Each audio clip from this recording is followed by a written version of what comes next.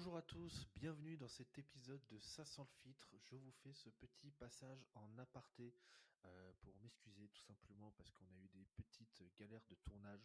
On s'en est pas rendu compte pendant qu'on a filmé, mais il y a quelques échos qui des fois peuvent se ressentir à l'écoute. On a essayé de travailler au mieux pour couper ces échos-là, etc. Mais notamment sur des moments où on pouvait parler un petit peu en même temps. Il reste des petits résidus, donc voilà. Désolé pour ça, j'espère quand même que l'épisode vous plaira. Merci de continuer de suivre, c'est vraiment trop chouette. Et je vous laisse avec l'interview. Ciao. Allez hop, c'est parti pour ce nouvel épisode de Ça sans filtre. Aujourd'hui, je suis avec Mehdi, qui est expert en conversion. Comment tu vas? Salut, je vais très bien, merci et toi? Bah ça va, impeccable.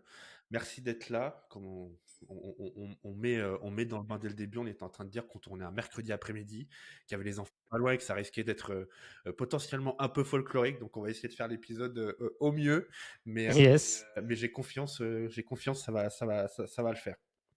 merci pour l'invite. Bah, très content de t'avoir. On avait été mis en relation par Gérald d'ailleurs. On a plutôt bien fité, notamment parce on a une passion commune pour la bouffe et le fromage, de ce que j'ai Ouais. remarqué. Donc forcément, quand on rentre dans les vrais sujets, c'est tout de suite plus intéressant. En tout cas, ouais, très très cool.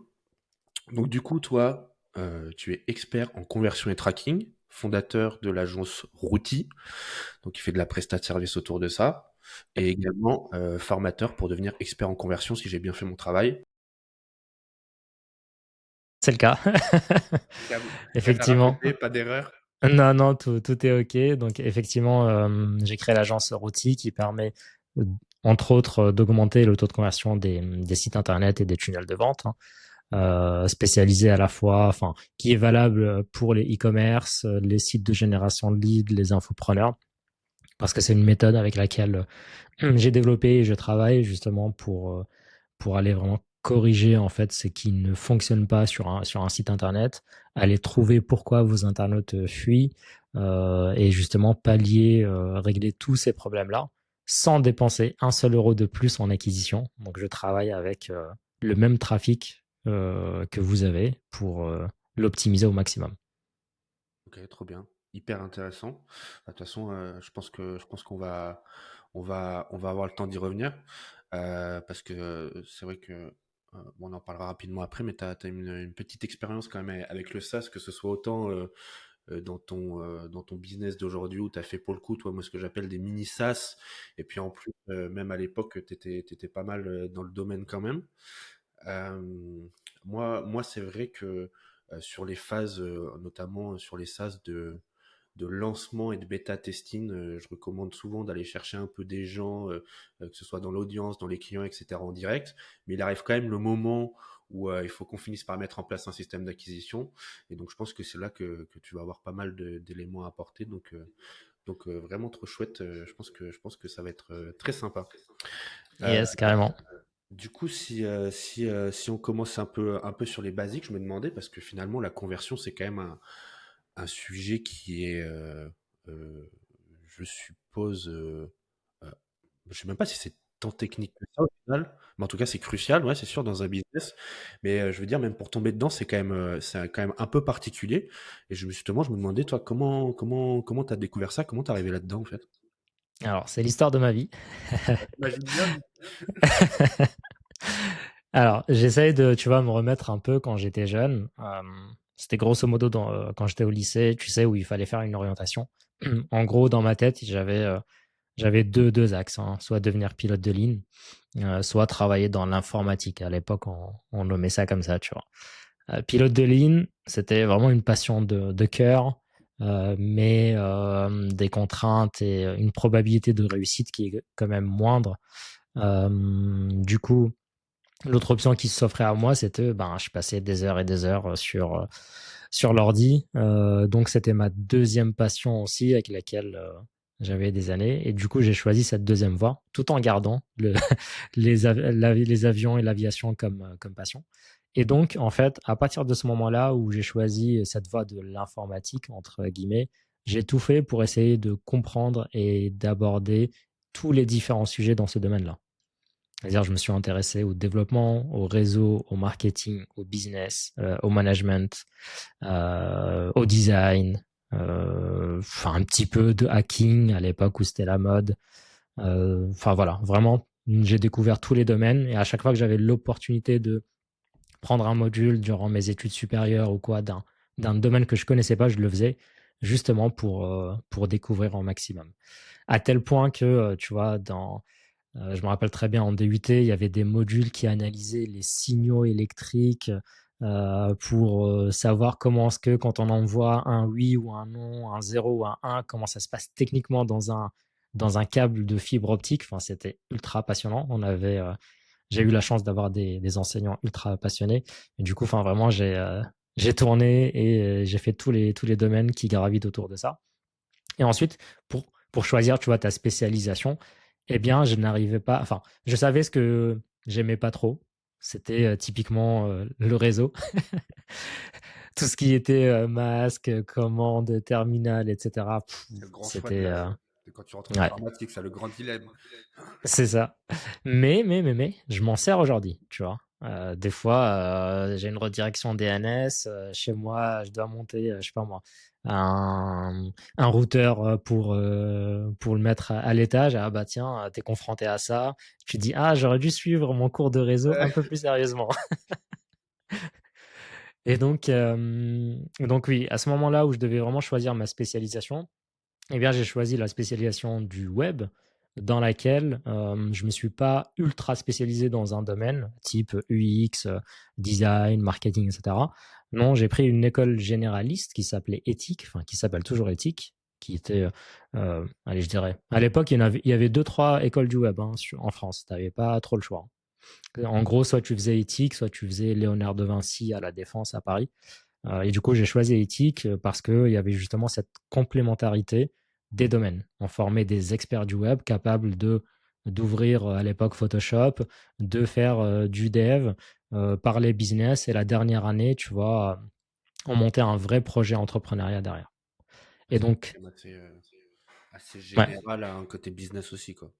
tout à fait. Et après, c'était à chaque élève de se spécialiser durant ses stages, son projet entrepreneuriat dans un ou un autre domaine. Mais tout le monde, tu vois, savait ce que c'était qu'un robot TXT. En marketing, on savait ce que c'était que telle ou telle chose. Enfin bref, c'était très très enrichissant. Et donc, à un moment donné, moi, j'arrivais pas non plus à me choisir dans un domaine. Et j'avais fait un stage dans l'architecture de l'information. C'est aussi un métier très peu connu, où en fait, c'est un poste qui permet d'imaginer des interfaces avant même qu'elles sortent. En gros, on avait des appels d'offres. Par exemple, je sais pas moi, Carrefour, Chris, qui veulent créer un nouveau site internet pour personnaliser des lunettes, tu vois. Et donc, ils faisaient un appel d'offres et nous, on y répondait avec des wireframes, donc c'est des maquettes en fil de fer, il n'y a pas de couleur ni rien, pour leur montrer quelle était notre idée pour ce configurateur des lunettes, comment est-ce qu'on l'imaginait. Et du coup, si on remportait l'appel d'offres, derrière, il y avait le projet de création du site internet avec les vraies maquettes, le vrai développement, etc. Mm. Et donc, j'avais adoré ce stage-là parce que pendant 4 mois, je faisais ça vraiment tous les jours et sur des projets totalement différents. Donc, enfin, j'ai fait du Citroën, du Carrefour, du Dior, Chris, etc. Et donc ça, c'était vraiment top. Mais je sentais que, enfin, tu vois, quand tu livrais ce projet-là, il manquait une brique qui disait, ah bah tiens, est-ce qu'il y a de la performance derrière ou pas? Est-ce que ce que j'ai proposé, ce qu'on a anticipé, ça va vraiment fonctionner ou pas? Et donc, à partir de ce moment-là, je me suis intéressé à un métier, un domaine qui me permet de faire ça. Et par hasard, j'ai découvert une annonce, en fait, une fois, où il y avait une agence marketing qui recrutait un consultant CRO, que je connaissais pas, et qui veut dire Conversion Rate Optimization, donc un consultant qui optimise les taux de conversion.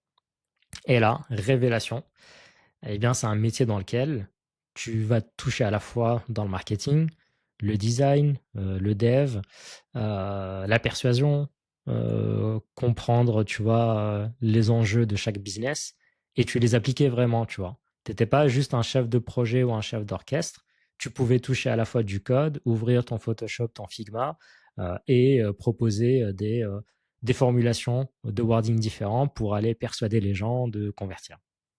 Et donc, c'est comme ça, en fait, que je suis arrivé sur ce métier-là. C'est vrai Ça me correspondait parfaitement, ouais. que ouais, je comprends mieux du coup maintenant ton côté un peu tech aussi. On l'avait vaguement évoqué quand on a échangé, mais c'est vrai que tu as ce petit côté-là quand même. C'était il y a combien de temps ça du coup ce truc-là? Le métier CRO, je l'ai découvert, pour te donner une date exacte, en 2012. Ah ouais, ça a Donc, commencé. on est en 2025, ça fait ouais, 13 années. Ok.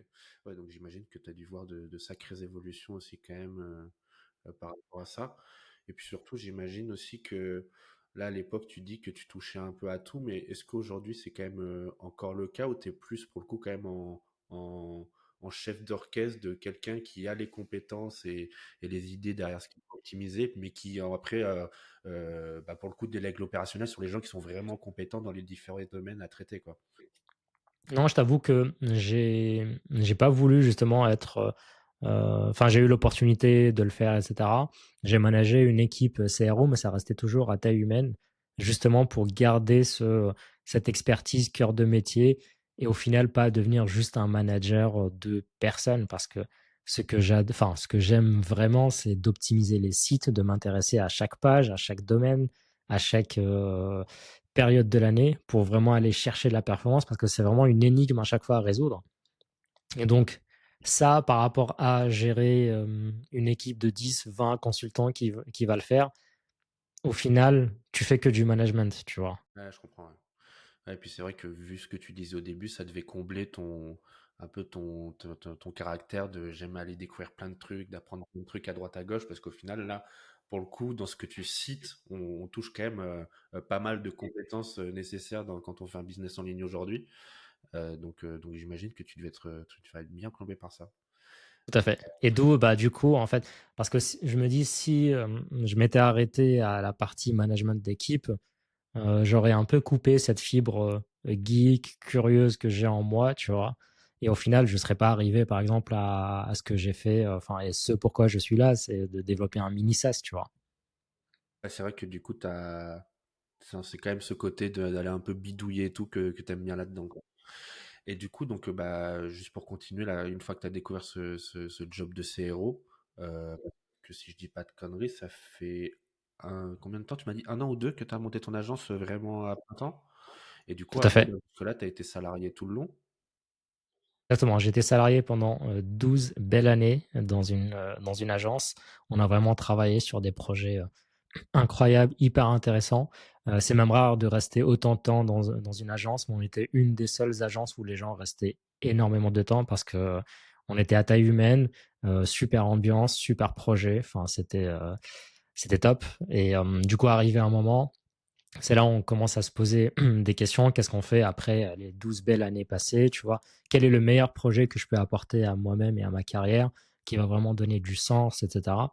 Et c'est vrai qu'on est dans une ère, de changement dans le digital de façon globale et donc là, c'était, évident pour moi parce que j'ai toujours eu cette fibre, tu vois, entrepreneuriat en moi, qu'il fallait que, je m'y intéresse, et que j'essaye de la révéler pour voir ce que ça donne et donc entreprendre, créer ma propre agence conversion à laquelle je vais ajouter ma méthode, enfin développer ma méthode, ajouter la petite couche d'IA qui va bien, le petit côté SaaS, etc.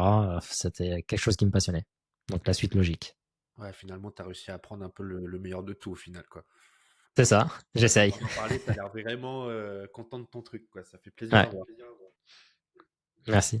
Ok, bah, trop cool. Et bah, donc justement, venons-en. Au travers de cette agence, donc tu as eu l'occasion de développer 2 mini SaaS. Alors pourquoi je dis mini SaaS, c'est pas qu'ils sont moins bien, c'est plus parce que contrairement à ce qu'on peut connaître aujourd'hui sur des applications qui sont déjà plus grosses et plus avancées, là tu as eu une stratégie un petit peu plus différente de faire des petits SaaS. Donc en fait, c'est des outils qui sont accessibles directement sur ton site internet où bah, en fait, tu le proposes gratuitement pour faire une petite action et un peu comme un lead magnet du coup, si moi je l'ai bien compris. Et du coup, c'est à disposition de tes clients comme ça. Si donc juste pour détailler, du coup, il y en a deux. Il y en a un, c'est un audit de site internet en IA. Je te laisserai expliquer plus en détail après. Et l'autre, c'est un calculateur de retour sur investissement par rapport à choisir, savoir si on optimise ou si on fait une refonte du site, etc. Là, pareil, je te laisse rentrer dans le détail parce que bah, c'est pas mon métier, mais grosso modo, c'est ça. Bon, évidemment, du coup, on a bien compris que tu as ce côté un peu tech, que tu es geekos, que tu aimes bien bidouiller, aller essayer de faire ce genre de choses. Donc, j'imagine que ça a quand même vachement penché dans la balance et ta décision de se dire, ah bah tiens, je vais essayer de développer ces petits outils-là. Maintenant, d'un point de vue plutôt business et la stratégie que tu as imaginée, par exemple, sur ton audit, comment ça s'est passé? Bah, pour le coup, l'idée t'est venue? Comment après tu as commencé à développer le truc, imaginer la stratégie, etc. un petit peu?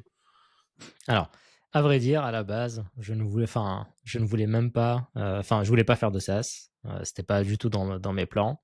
J'aime beaucoup, tu vois, cette partie-là, mais c'était pas le cœur du projet. Je ne voulais pas faire de site internet pour mon agence. Ça, c'est vraiment la base, tu vois. Le Quand on voit le paradoxe, truc aujourd'hui, genre, c'est gigantesque, quoi. Il y a des trucs, il est c'est hyper clair. complet et tout. Enfin, Mm. Mais en fait, pourquoi je voulais pas faire ça? Parce que quand je regardais le marché, j'étais là en mode, euh, quelles sont les solutions qui s'offrent à moi pour faire un site internet aujourd'hui? En fait, j'avais WordPress, j'avais Webflow, allez, je sais pas, UX, mais je me vois jamais utiliser ça. Et du coup, en fait, étant donné que j'ai fait du WordPress justement depuis peut-être 2009, quelque chose comme ça, c'était vraiment pas challengeant pour moi de retomber dans WordPress, tu vois. Je me voyais encore aller acheter un thème, le personnaliser, repasser, nanana. Euh, ah ouais, donc en fait, finalement, c'est plus ouais, juste la manière de faire qui te saoulait plutôt que de dire, bah, je vais juste pas, enfin, parce qu'il y en a qui veulent pas faire de site juste parce que pour eux, dans leur acquisition, ils trouvent pas ça utile. Toi, c'était plus parce que ça te saoulait de te dire, vas-y, je vais recommencer encore un truc. c'est ça. Et en fait, quand j'ai fait, et du coup, c'était pareil pour Webflow, tu vois, je l'avais utilisé dans le passé sur plusieurs projets pour créer des sites, des landing pages, etc. Des fois même, j'avais utilisé des outils et des solutions avant qu'elles soient connues, tu vois, pour le grand public.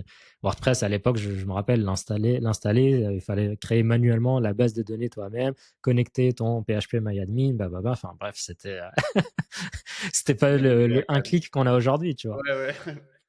Et donc, je me voyais pas refaire ça. Et pour la simple et bonne raison que, étant donné que j'aime le challenge, la découverte de nouvelles choses, ben, je me suis dit, du coup, je fais pas de site internet. Et là, je remercie encore un ami à moi qui s'appelle Alexandre, qui se reconnaîtra et qui me suit, qui m'a dit, c'est un excellent développeur, hein. C'est un des meilleurs que je connais, que j'ai connu dans toute ma carrière. Il m'a dit, Mehdi, mais pourquoi tu fais pas un truc en Next, en Next.js? Donc pour ceux qui savent pas, Next.js, c'est une espèce de technologie qui permet de développer avec du JavaScript un SaaS, un site internet, plein de choses.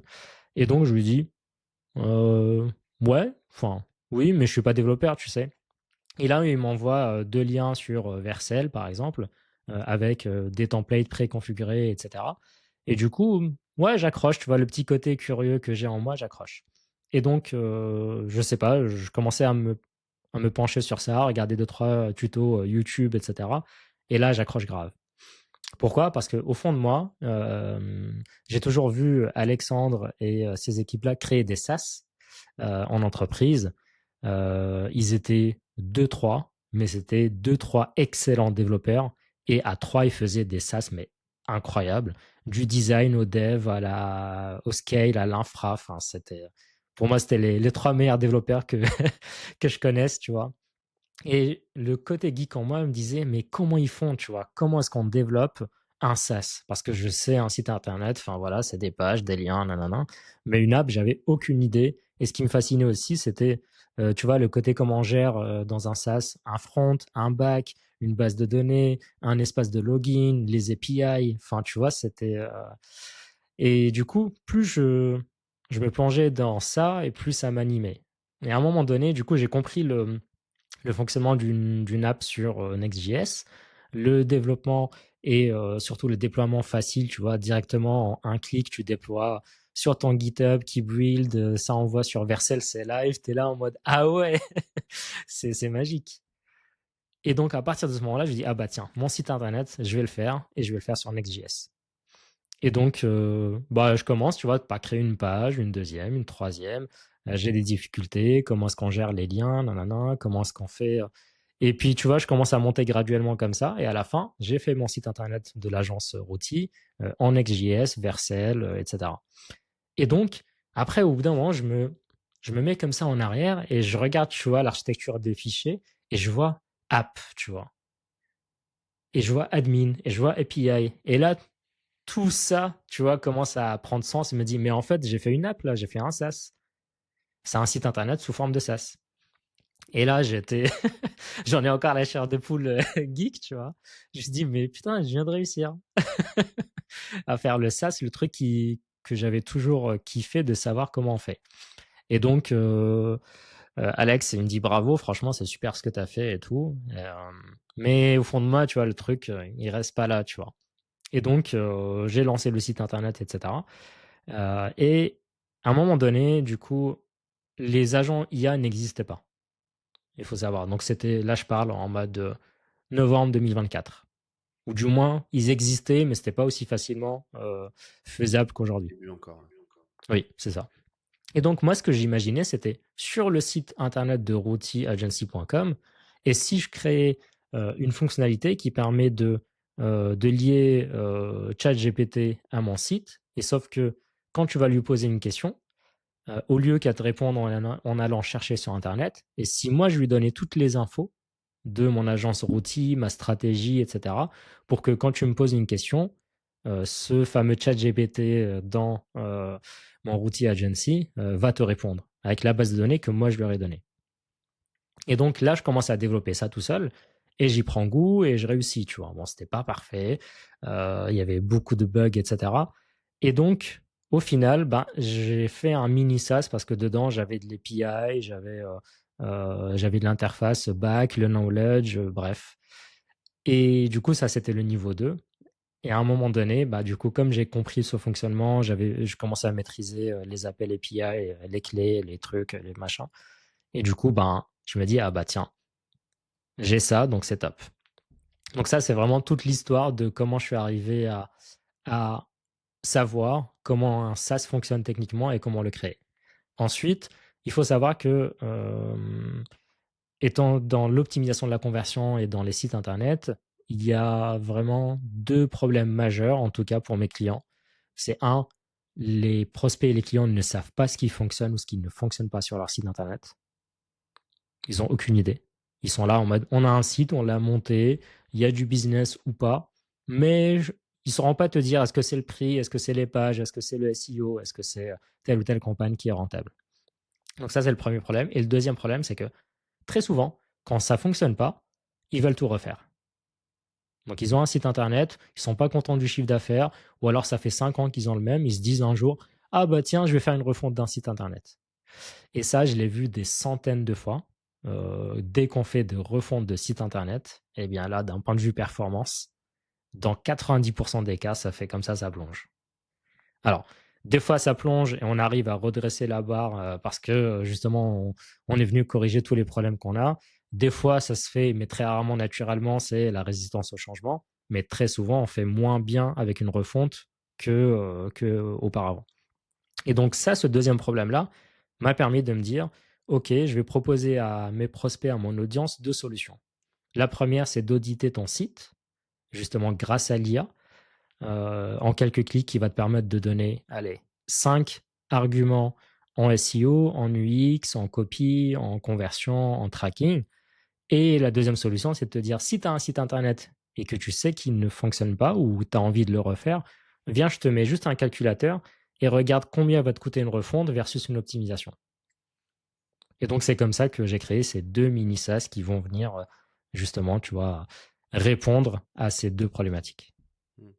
Ces problématiques, tu les avais décelées euh, de par ton expérience, je dirais, ou c'est quand même des demandes aussi que tu as beaucoup eues de par tes clients, etc., où tu as eu, enfin, t'as eu une expression du besoin, quoi. Alors, c'est plutôt les deux. Pourquoi? Parce que, par exemple, quand j'ai commencé à prospecter pour mes premiers clients, euh, certains ne connaissaient même pas que l'optimisation de la conversion existe. Et les mecs, ils avaient déjà engagé des budgets pour refaire des sites qui fonctionnent plutôt bien, tu vois, ils allaient tout refaire. C'est un peu comme si vous aviez une Formule 1 qui performe, elle arrive au top 3, tu vois, elle est sur le podium.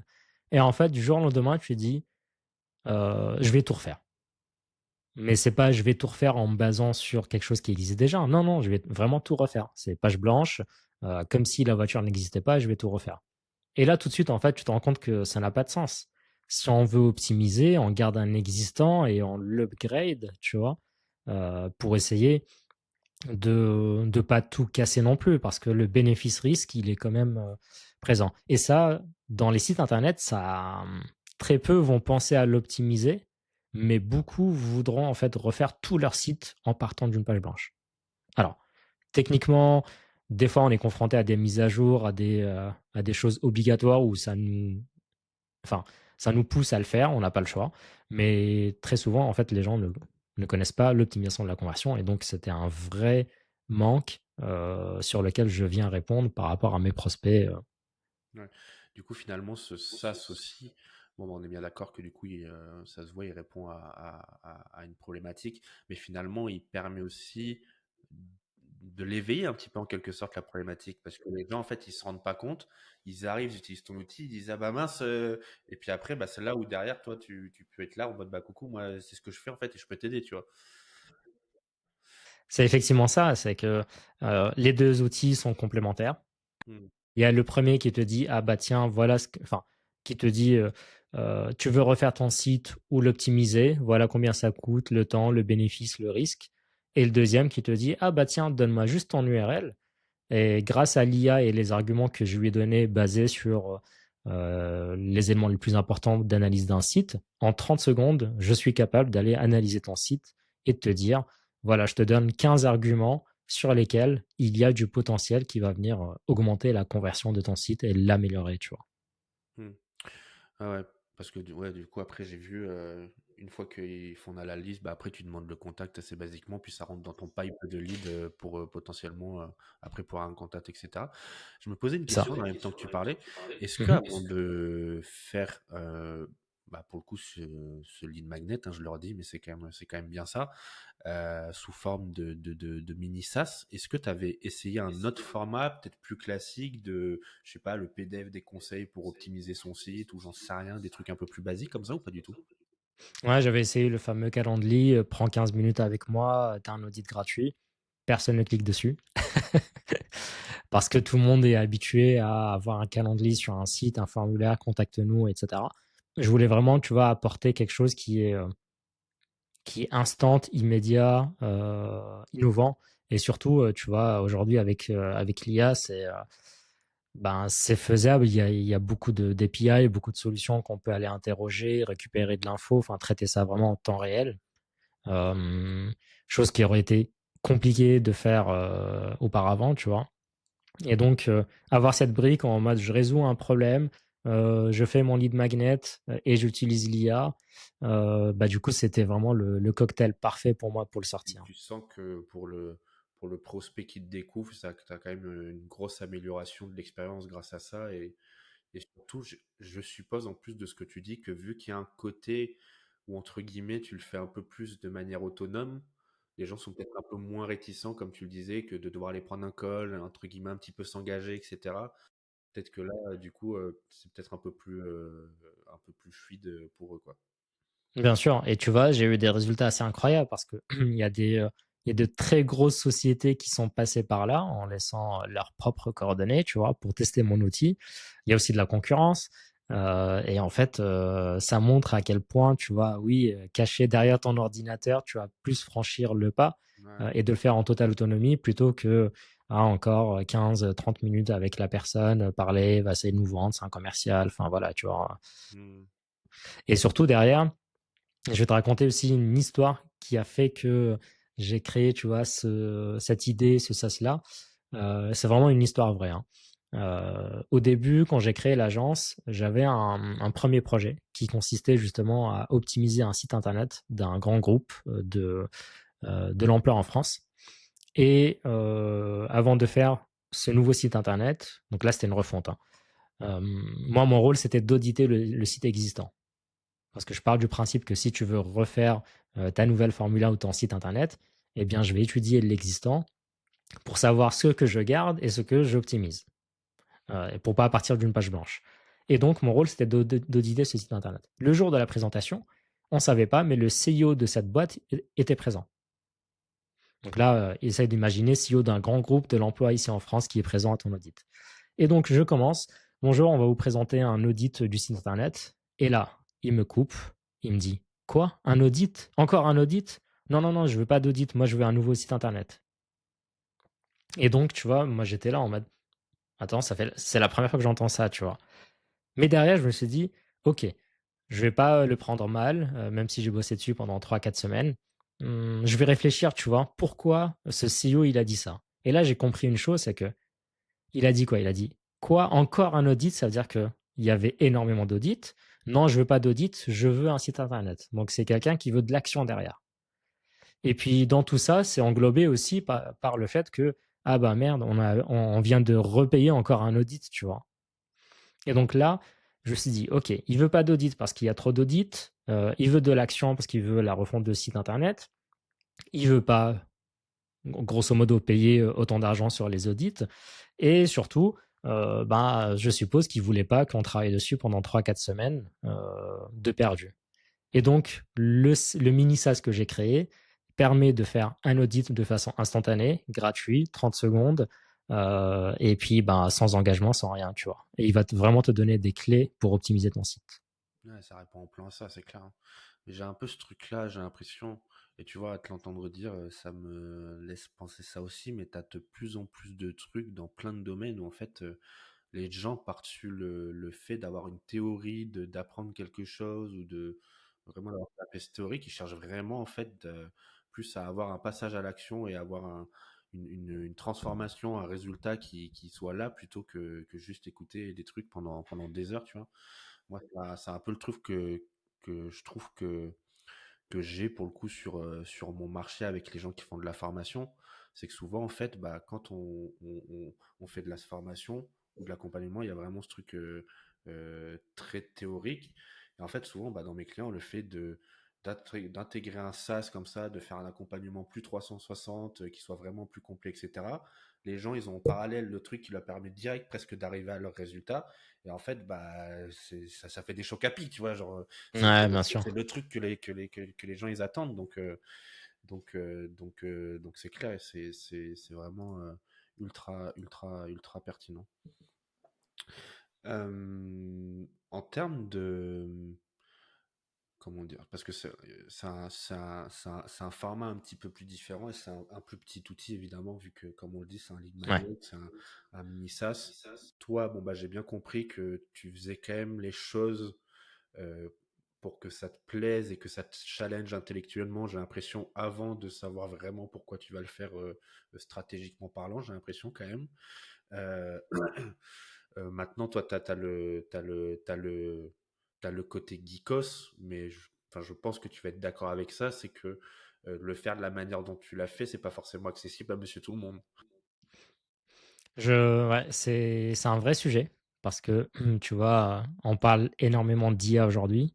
Mais enfin, tu vois, créer un SaaS, créer un site internet, etc. On le voit, hein, enfin, l'IA générative, elle est capable de générer des pages web en 30 secondes, hein. Ouais, Mais quand tu as quelqu'un qui ne sait pas quel est le rôle d'une base de données, comment est-ce que tu vas utiliser ce code que tu vois, ChatGPT, Claude va te générer, tu vois. Comment est-ce que tu vas le mettre sur un serveur? Et puis, qu'est-ce qu'un serveur?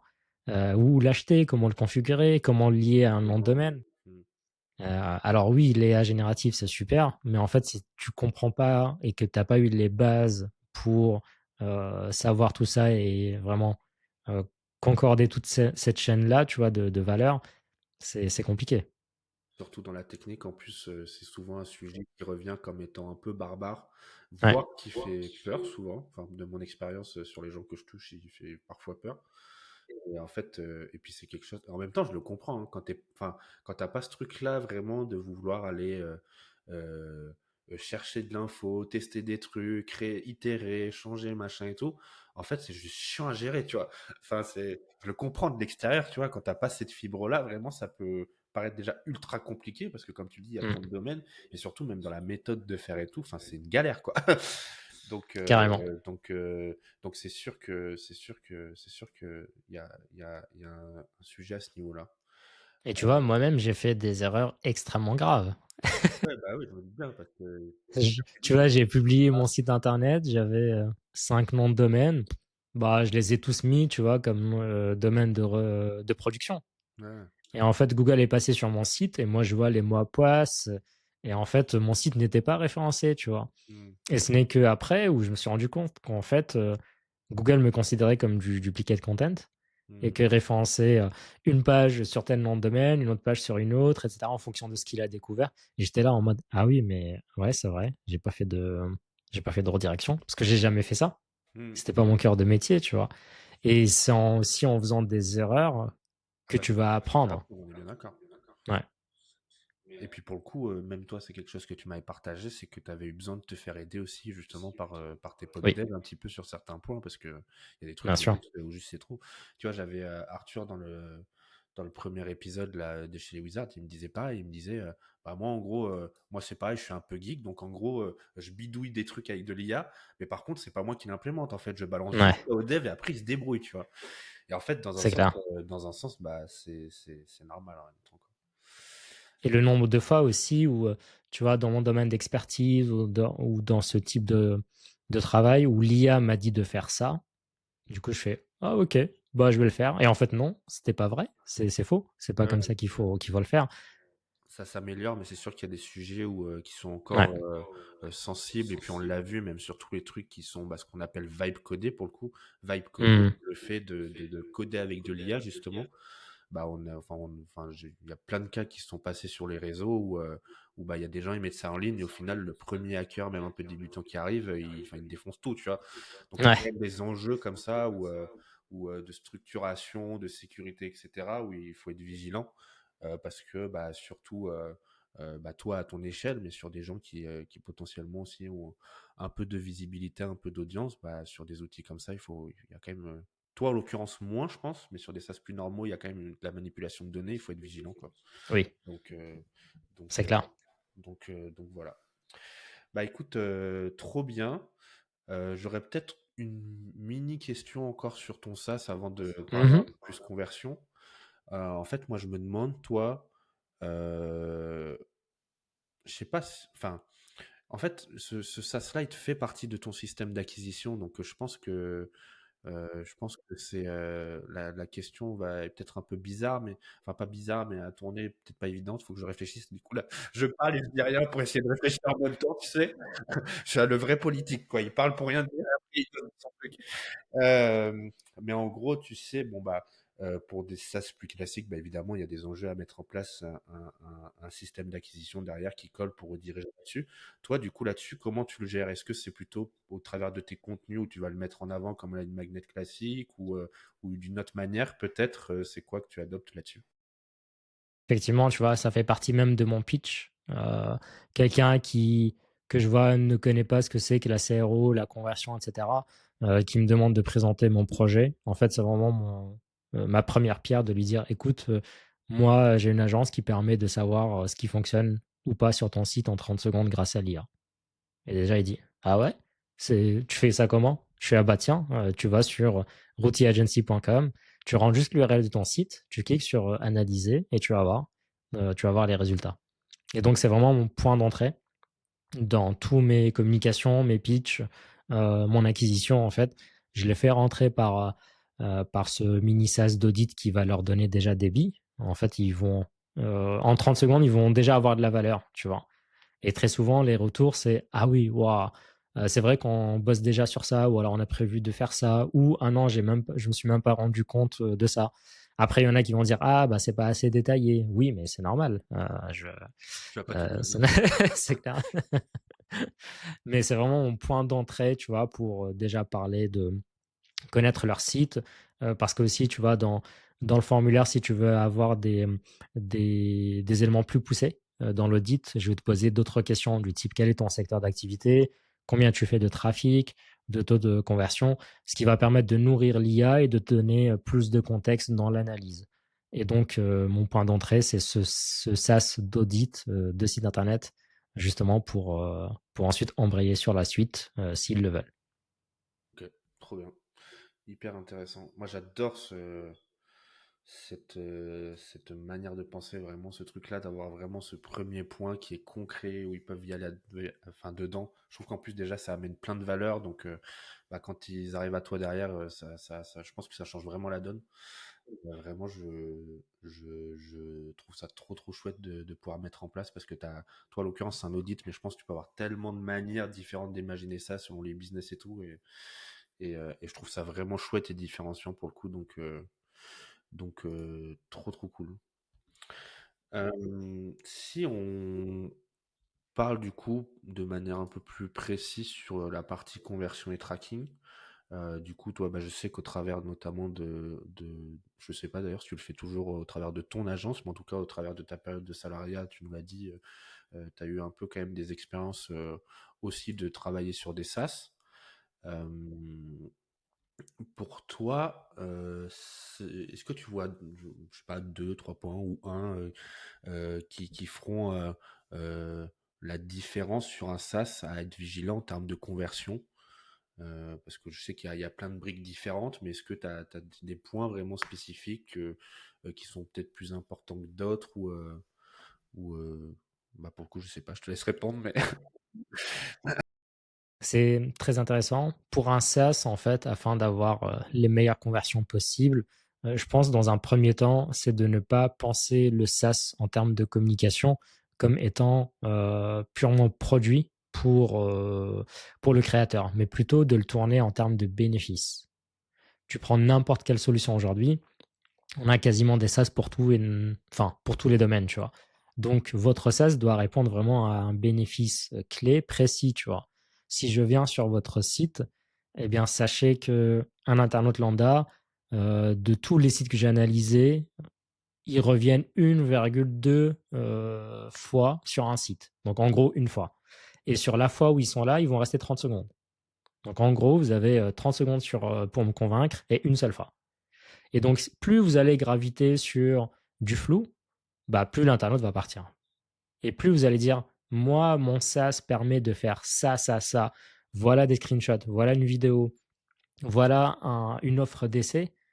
C'est magique, ça va convertir tout de suite.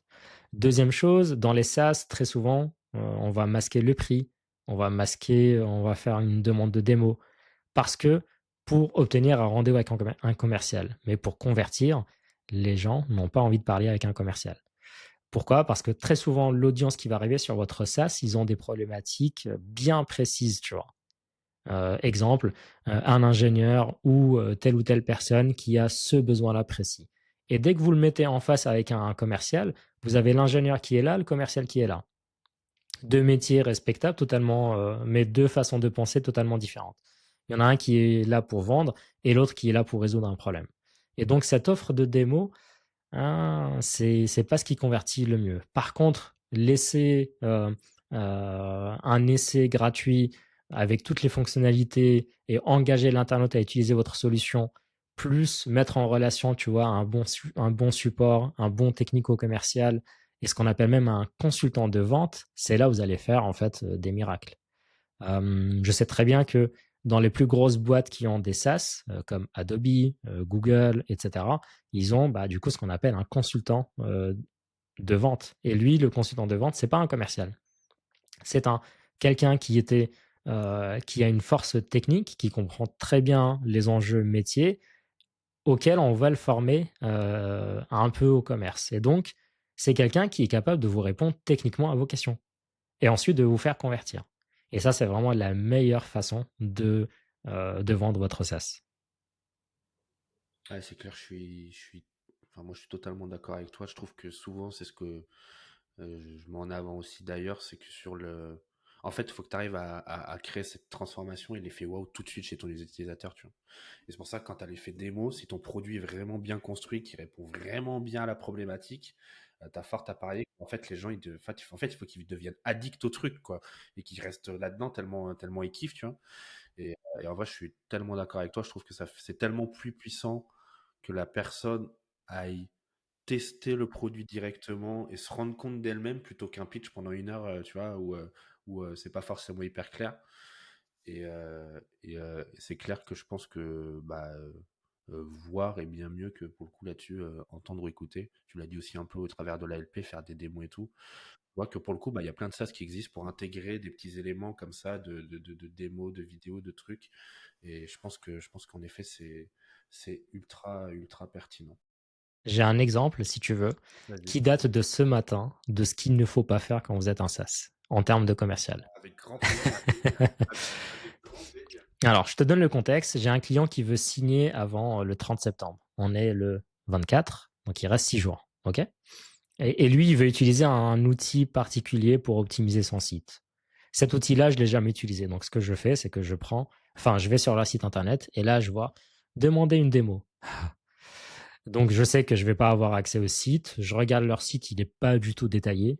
Les pages sont extrêmement pauvres et ça, il ne faut pas le faire. En tant que ça, il faut vraiment donner de la matière. Et ensuite, du coup, je prends rendez-vous. OK, il y avait de la dispo pour hier, pour ce matin. Très bien, je suis quand même content de me dire, OK, il va me faire une démo. Ah ben non, on n'avait qu'un quart d'heure. En un quart d'heure, on a eu juste le temps de se présenter, grosso Pitcher, voilà. modo. C'est ça. Et donc, il me dit, bah très bien, pour la démo, ça sera avec Alexandre. Et Alexandre n'est pas dispo avant le 6 octobre. Les gars, non. Non, non, là, je suis chaud. Enfin, montrez-moi la solution. Je veux l'utiliser. Je veux me former en 1 semaine et signer mon client, tu vois, et monter en compétence. Et donc, là, ils tuent leur propre conversion. Donc ça, c'est une chose qu'il ne faut pas faire. Au contraire, il faut embarquer le plus rapidement possible à l'internaute un prospect qui est chaud, qui a un besoin précis, une urgence, pour lui faire essayer, goûter et convertir rapidement. Hmm. Ouais, c'est clair. Moi, j'ai le même truc à chaque fois quand je tombe sur des pages et qu'il faut booker un call ou machin et tout. Ça me rend fou. Ok, petite coupure, désolé, comme on disait, gestion de temps. Du coup, j'allais dire, ouais, du coup, au sujet de justement de ce truc de commercial, moi, c'est vrai qu'à chaque fois, c'est pareil. Quand j'arrive sur un truc, il faut booker une démo, machin, etc. Ça me gonfle. Surtout, c'est encore plus frustrant, même pour nous, tu vois, quand on est chaud et tout. Et en fait, juste, c'est le truc, je trouve, qui te fait dire. Enfin, moi, c'est le truc, j'y retourne pas, quoi. Tu vois, c'est rideau fermé. Celui-là, je l'ai oublié, c'est de côté, et tant pis, quoi. Donc, c'est vrai que c'est des pertes, et je trouve que c'est des pertes qui sont encore plus énormes si là, pour le coup, le lead est perdu, quoi. En Donc, fait, les SaaS doivent vraiment comprendre qu'on est dans une ère d'Amazon, tu vois. L'ère Amazon, c'est quoi? C'est que tu as besoin de chaussures, tu as besoin de un iPhone, eh bien, tu vas sur amazon.fr, tu tapes iPhone 17, tu l'ajoutes au panier, tu payes et tu es livré dans 4 heures au plus tard demain matin. Donc ça, c'est vraiment la base de ce qui se passe dans le cerveau d'aujourd'hui des gens dans une ère d'Internet et les outils SaaS doivent vraiment comprendre ça pour bien convertir. Et les meilleurs qui convertissent, eh bien, c'est ceux qui ont cette stratégie-là, tu vois. ouais, c'est clair. C'est clair, c'est clair. Je pense que ça fait vraiment une énorme différence. Et du coup, si on sort enfin, on sort pas de la partie conversion, mais du côté plus tracking, à l'inverse, est-ce que tu as des métriques particulières que tu penses plutôt bien de suivre pour, j'imagine, améliorer la conversion, peut-être même améliorer ton produit Ouais, il y a plusieurs métriques qu'on peut suivre sur un site pour aller connaître son audience. Les premières métriques sont évidemment, tu vois, le temps passé sur un site parce que ça va nous donner en fait l'information suivante. Est-ce que les internautes lisent les contenus ou pas? Deuxième métrique, c'est de mettre en place un outil qui permet de récolter les clics en fait via une carte de chaleur sur un site. Et ça, c'est crucial parce que ça va nous montrer où est-ce que les internautes ils cliquent et jusqu'où ils vont scroller. Et en fait, si tu combines les deux, donc le temps passé et où est-ce que tu vas cliquer, déjà tu vas comprendre quelles sont leurs orientations et leurs besoins. Est-ce qu'ils sont là pour consulter du contenu et partir? Est-ce qu'ils sont là pour cliquer sur la rubrique produit, sur la rubrique témoignage? Et donc ça, déjà, c'est deux indicateurs ultra importants. Ensuite, évidemment, on va avoir le taux de conversion, donc qui va dépendre de votre, comment dire, de votre secteur d'activité. Est-ce que c'est du e-commerce et dans ce cas, c'est de l'achat, l'ajout au panier et achat? Ou alors est-ce que vous avez un site de génération de leads, infopreneur, et dans ce cas, c'est la complétion du formulaire ou de la prise de rendez-vous. Et à ça, on peut rajouter un troisième KPI qui est donc le panier moyen qui va donner un peu la jauge de l'audience qu'on a en face. Et sans oublier, donc là c'est bonus, comment dire, le taux de conversion par canal d'acquisition. Ça veut dire quoi? Ça veut dire que quand vous avez quelqu'un qui vient de Meta Ads versus le SEO versus un accès direct, c'est une audience achetée, quelqu'un qui vous connaît et quelqu'un qui vous a trouvé sur Google ou ChatGPT. Trois besoins totalement différents, trois personnes avec des besoins différents et donc trois taux de conversion différents. Et ça, c'est crucial en fait pour vraiment maîtriser l'audience. Plus vous allez maîtriser votre audience pour savoir qui elle est et ce dont elle a besoin, où est-ce qu'elle clique, combien de temps elle reste, plus vous allez augmenter votre taux de conversion. Ouais, je comprends, ouais. Et du coup, sur tous ces trackings, sur une phase de lancement, par exemple, est-ce que pour toi, c'est important de mettre en place ça vraiment dès le départ, même sans qu'on ait forcément une validation marché, ou est-ce qu'il vaut mieux déjà avoir un peu de vue et puis après commencer vraiment à optimiser un peu plus tard, en termes de priorité, quoi? Alors déjà, si vous installez un outil d'analytics sur un site, de base, vous allez avoir les KPI normaux, tu vois, les chiffres normaux sur les pages les plus visitées, le temps passé, les sources de trafic, etc. Donc, vous avez en gros la voiture avec un moteur et quatre roues pour faire n'importe quel trajet en France, tu vois. Ensuite, c'est en fonction de votre marché et de vos possibilités. Le mieux, quand vous construisez un outil SaaS ou un site internet, c'est de faire le meilleur tracking dès le départ. Comme ça, vous allez récolter le maximum de données et dès le début, et ça va vous donner vraiment la trame et la continuité, voire même l'évolution de la performance de votre solution et marché. Mais si vous n'avez pas les moyens ou vous ne l'avez pas fait, lancez juste un outil de tracking analytics de base, c'est pas grave. Et ensuite, vous allez implémenter dès que vous avez une réponse du marché derrière. Ok, très clair, très très clair. Et du coup, là, on parle quand même beaucoup de conversion en termes de passage à l'achat. Mais dans ta démarche, j'ai quand même eu l'impression qu'il y avait parfois aussi des sujets plus au sein de l'outil. Par exemple, j'ai vu qu'il y a pas longtemps, là, t'as fait un réel sur un processus de désabonnement qui est complètement farfelu, où tu as 25 étapes pour arriver à annuler un truc.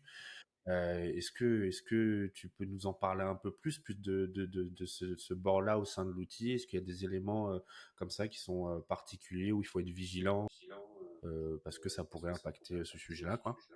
Yes, totalement. Et là, je vais vous livrer un secret de réussite pour avoir le meilleur taux de conversion. À vrai dire, ceux qui ont les meilleurs taux de conversion, c'est pas ceux qui ont le plus beau site internet, le plus moderne, le plus fiable, etc. C'est ceux qui ont le meilleur service client derrière.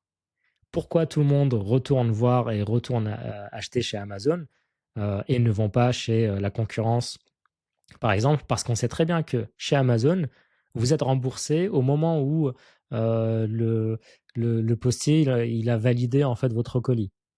Amazon vous fait confiance. Vous avez le moindre problème, vous contactez Amazon via chat et le problème est réglé. Je n'ai jamais eu en 10 ans d'expérience un problème non réglé avec Amazon et c'était toujours de la confiance envers ses clients.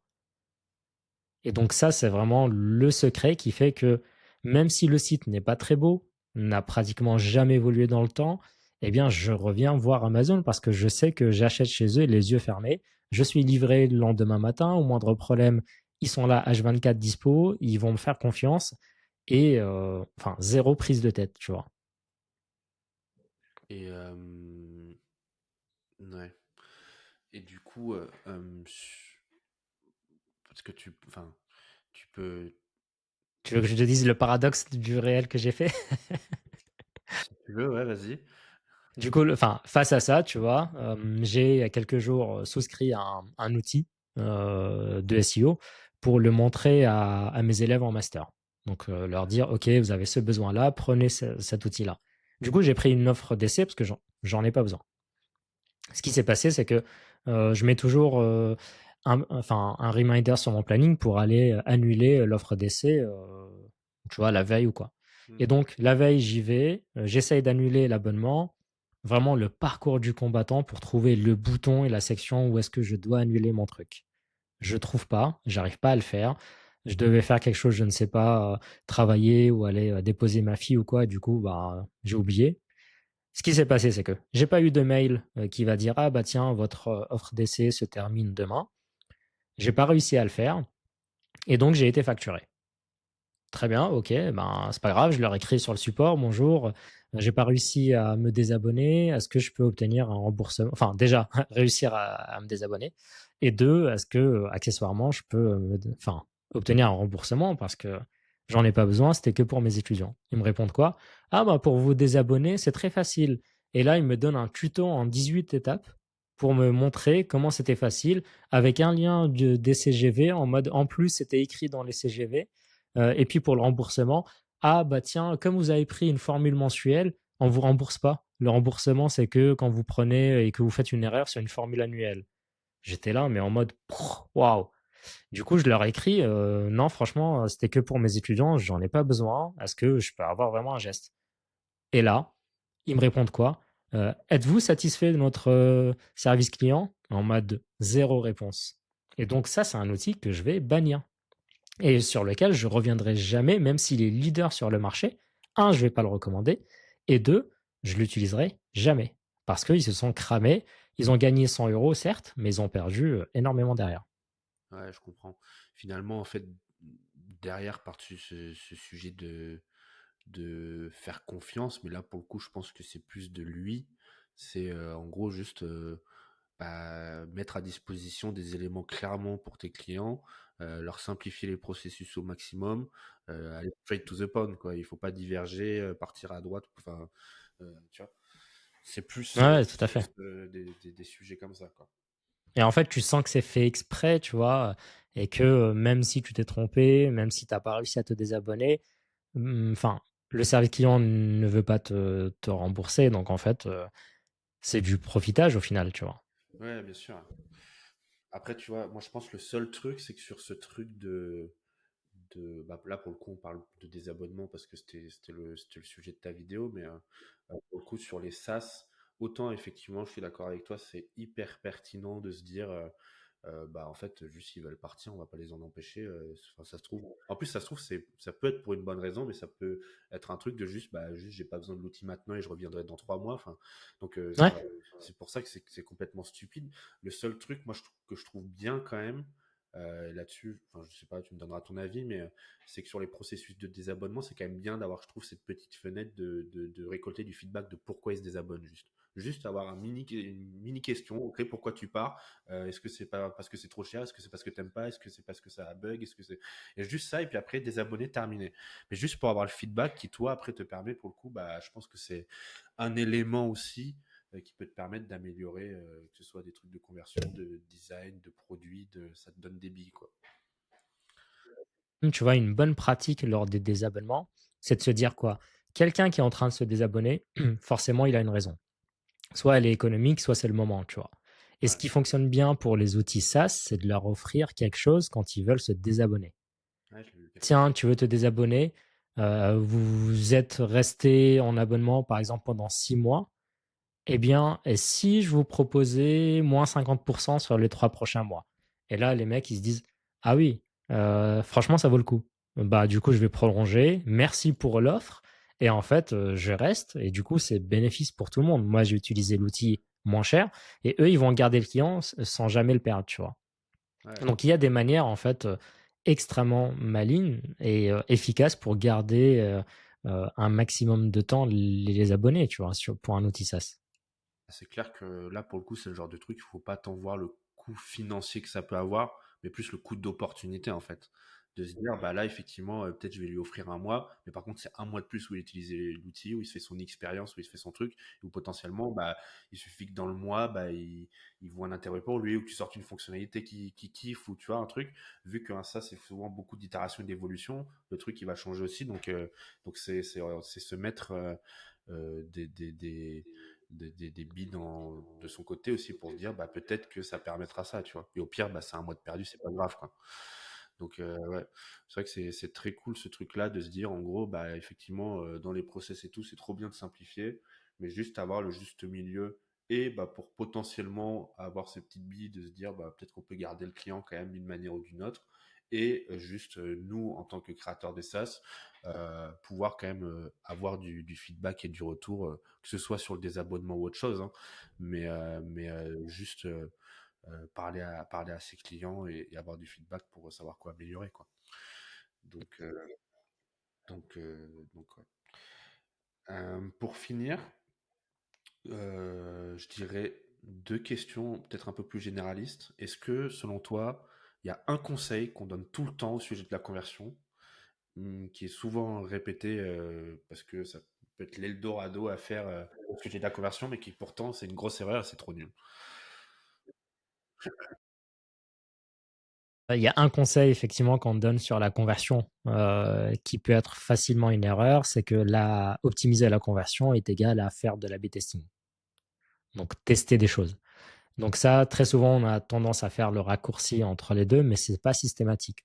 On peut optimiser la conversion sans tester des choses. Le test n'est qu'une brique dans l'optimisation de la conversion. Et donc, moi, ce que je propose à mes clients, c'est vraiment une mallette d'outils de au moins 15 choses différentes avec lesquelles on va travailler pour optimiser la conversion d'un site.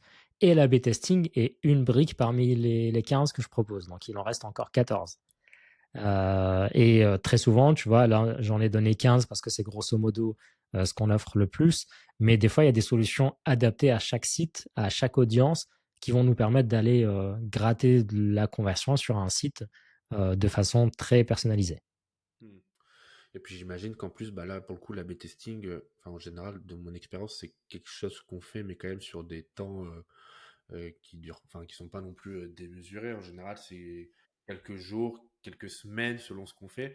Mais alors que toi, pour le coup, le sujet de conversion, j'imagine que c'est un sujet qui va traiter sur plusieurs, potentiellement mois, peut-être pour voir les premiers résultats, etc. C'est pas quelque chose qui va tomber du jour au lendemain, quoi. Tout à fait. Faire l'A/B testing nécessite d'avoir un certain nombre de trafics parce que c'est une expérimentation basée sur de l'analyse statistique derrière.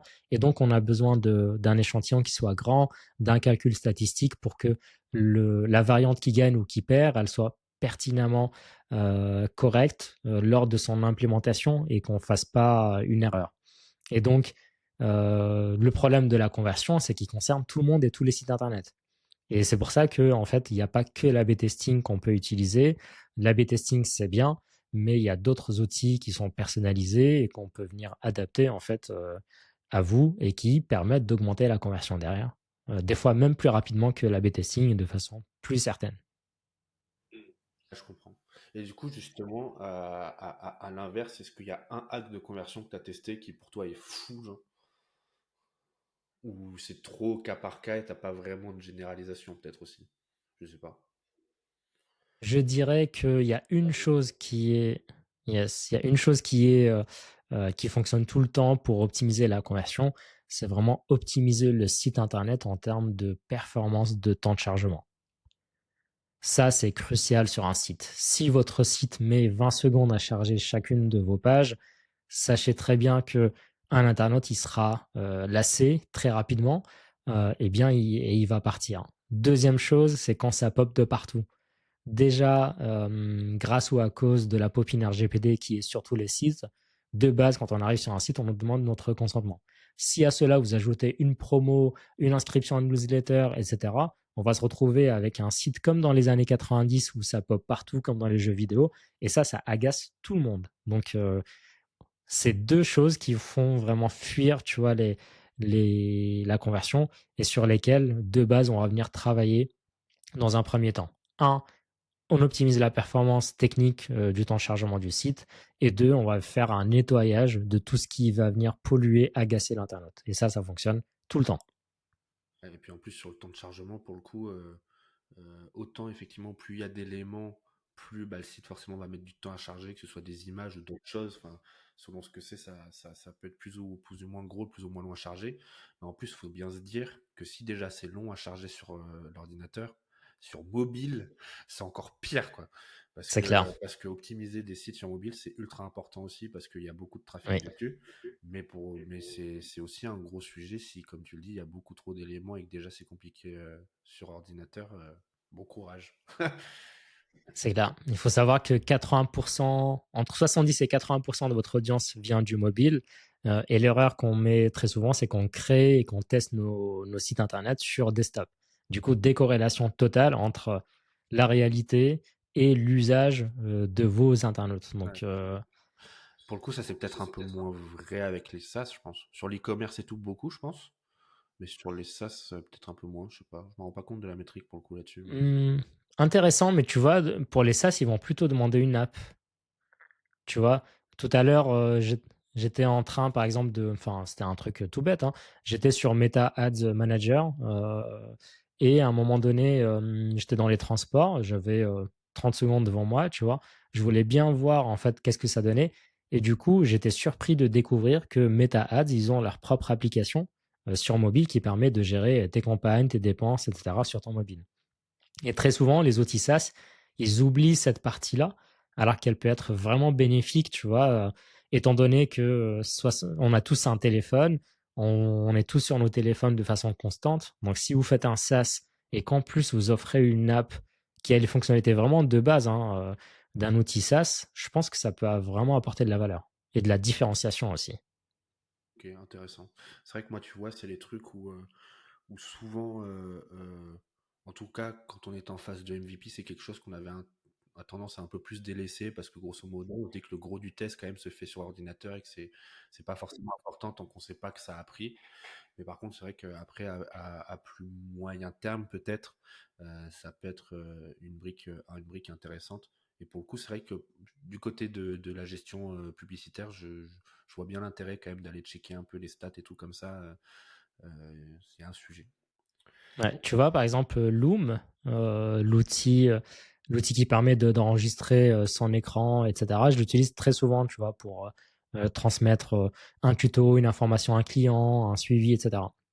Et dedans, tu as une fonctionnalité qui permet de le partager ou de le télécharger. Et du coup, je trouve ça très freinant de l'avoir que sur desktop parce que très souvent, tu vois, encore une fois, je suis dans les transports et je sais que je dois télécharger cette vidéo ou la partager à un tel client. Et en fait, quand je vais sur mon navigateur sur mon téléphone, il ne me laisse pas le faire parce que c'est une fonctionnalité qui est réservée que sur desktop. Et du coup, c'est dommage. Une petite app qui me permet juste d'avoir mes vidéos, le bouton télécharger et le bouton share. Donc, tu vois, je ne demande pas à ce qu'on édite une Ouais, vidéo je sur comprends. mobile, etc. Mais la MVP de l'app mobile qui permet juste de faire ça va me faciliter la vie parce que j'utilise tous les jours. Ouais, je comprends. Bah, après, j'imagine que ça doit être aussi un sujet par rapport, pour le coup, au retour du marché, etc., où c'est peut-être pas forcément l'usage qui est approprié à tout le monde. Et j'imagine qu'il doit y avoir des priorités qui sont faites comme ça, quoi. Mais Hmm. ça, pour le coup, c'est un peu à voir au cas par cas, quoi. Mais tu vois, là, je m'adresse du coup aux développeurs qui développent un SaaS. C'est est-ce que dans votre conception architecturale de l'application, tu vois, est-ce que vous créez d'abord un SaaS pour qu'il fonctionne sur desktop et après on fait le mobile? Ou est-ce que c'est pas plus intéressant dès le départ de se dire on a l'ambition de le faire sur desktop et sur mobile et du coup dès le départ notre architecture technique, infra, etc. On va la penser flexible pour que si demain le marché répond, demande pour le mobile, ah bah super, on l'a déjà anticipé, donc c'est plus facile de le faire, tu vois.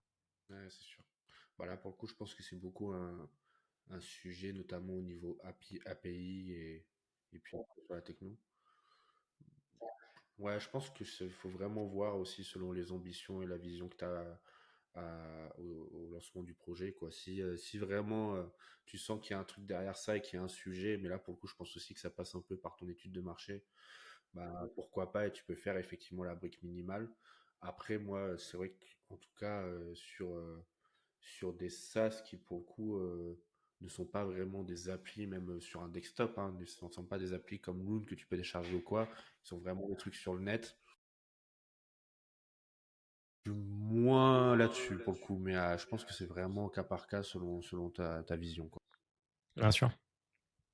Bon, bah écoute, Mehdi, je pense qu'on va s'arrêter là. C'était vraiment trop cool. Moi, j'ai adoré. Je pense que c'était hyper intéressant et qu'il y a eu plein de sujets qui vont être intéressants, qui ont été abordés. Où est-ce qu'on peut te retrouver si on veut te contacter, peut-être bosser avec toi?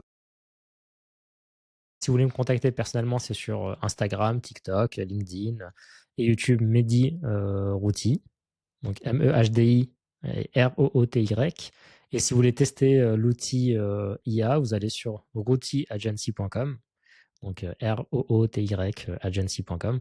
Et là, vous avez juste à saisir l'adresse de votre site internet, vous cliquez sur analyser et vous allez voir, promis en moins de 10 secondes, vous aurez les C'est résultats. vraiment rapide en plus. Ouais, C'est impressionnant. c'est moi-même je suis impressionné. Ouais, c'est vrai que pour l'IA, aujourd'hui, c'est pas forcément toujours facile d'optimiser les trucs. Et là, c'est vrai que pour le coup, c'est vraiment rapide. Trop bien. Bah, de toute façon, je mettrai tous les liens en description. Merci Merci. pour ta participation. C'était très cool. Et puis, à une prochaine. Yes, merci beaucoup Hugo. Allez, ciao. À plus tard. Salut.